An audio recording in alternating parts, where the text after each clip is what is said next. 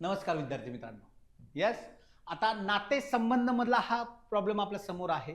नातेसंबंध मध्ये जेव्हा आपल्याला नाती दिलेली असतात तेव्हा आपल्याला सॉल्व्ह करताना ती एका क्रमाने एका खाली एक मांडणं गरजेचं आहे. तरच आपल्याला ती गणितं पटकन सुटतात आणि सोप्या पद्धतीने सुटतात. बरोबर आहे.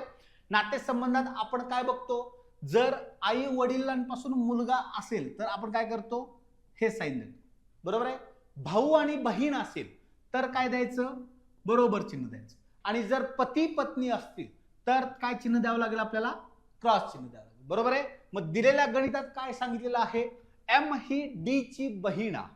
बरोबर, एम ही डी ची बहीण आहे म्हणजे एम काय झालं, जेंडर फिमेल झालं. बरोबर. आर हा डी चा भाऊ आहे.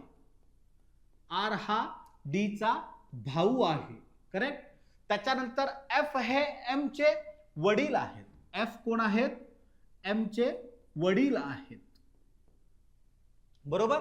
आणि टी ही आर ची आई आहे म्हणजेच कुणाची पत्नी झाली, एफ ची पत्नी झाली. बरोबर आहे, टी.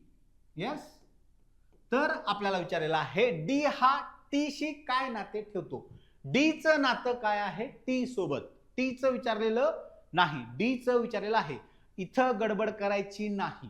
मुलं इथं गडबड करतात, त्यामुळे लक्षात ठेवा कोणाचं कोणाशी नातं काय हे विचारलं आहे. काय विचारलं आहे हे नीट लक्षात ठेवायचं. म्हणून इथं उत्तर काय येईल, मुलगा किंवा मुलगी. का तर डी ची लिंग निश्चिती दिलेल्या प्रश्नात होत नाही.